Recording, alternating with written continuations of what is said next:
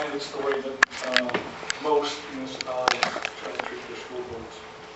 The school board believes that all public uses should be treated equally, as is the case with your existing zoning bylaw. School board representatives have been told by your staff that the principal reason that schools are being treated in a different fashion is so that there can be control on, and I quote, cooking schools and other private educational activities. If that is in fact the case, that is more than covered if the definition for schools is that is defined by the Education Act, which was provided for in the letter of April 29th, or April 29th, 2009. Should the town of Niagara-on-the-Lake continue to use site-specific zoning for board property as institutional, it is further requested that the proposed new elementary school site at Line 2 and Highway 55 be zoned institutional as a part of this comprehensive zoning bylaw. To permit the development of this site as an elementary school to serve the virtual area, as has been identified by the school board's ARC process. This was recommended by your town planning staff to town council in the past as part of the overall staff comments on the comprehensive zoning bylaw.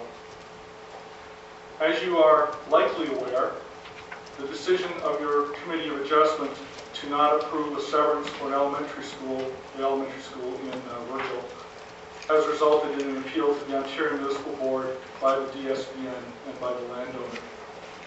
Town planning staff had fully supported that severance and the location for the elementary school.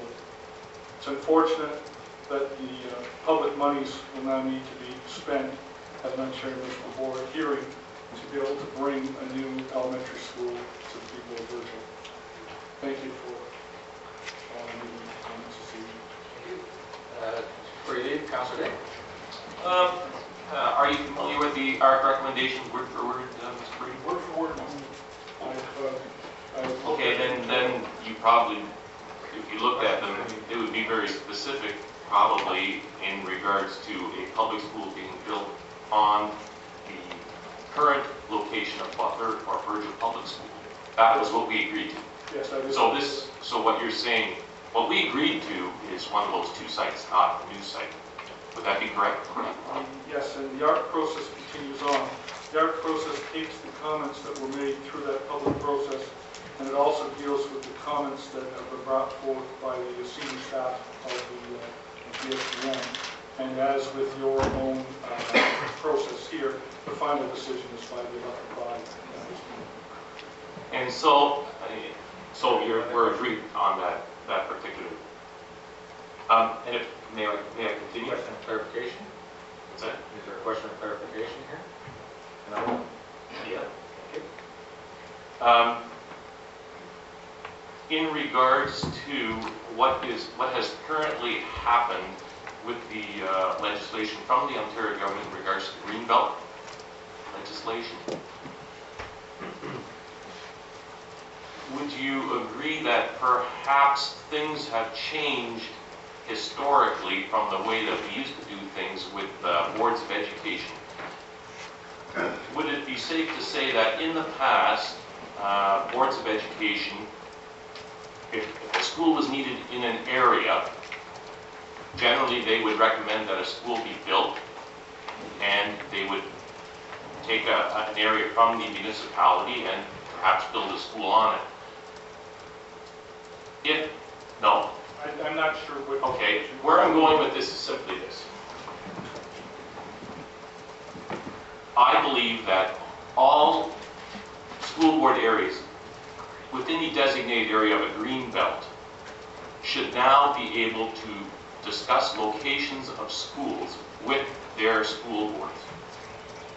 That historically hasn't happened, but with the green belt legislation coming in and municipalities now being locked and not being able to expand their boundaries, would it not seem likely that municipalities within the green belt and their associated school boards should come to a resolution as to where a school could potentially be built, considering that municipalities cannot expand their borders, and that what is there now is zoned residential, and they may want to keep that for residential use.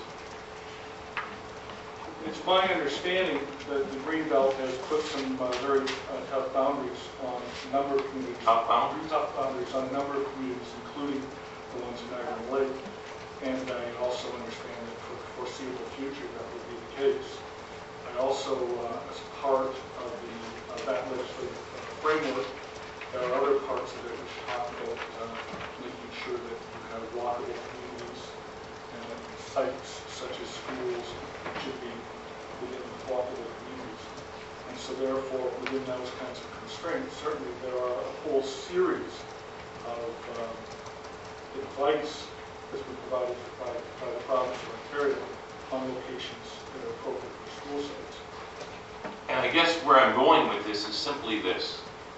It has been relatively simple for school boards in the past to build schools in areas where schools are needed. What hasn't happened in this particular case is that while the DSBN has done that, what we are saying as municipalities is that things are going to have to change. We are not going to have to dialogue with the school boards in order to place. Yeah, so the issue is, why can we not have this dialogue with the DSBN? I'm not here to debate whether there's a dialogue with the DSBN or not. What I'm here is I understand that. to ask the planner. However, I will say in an anecdotal way, certainly there has been much discussion and debate, so I don't think it's fair to say that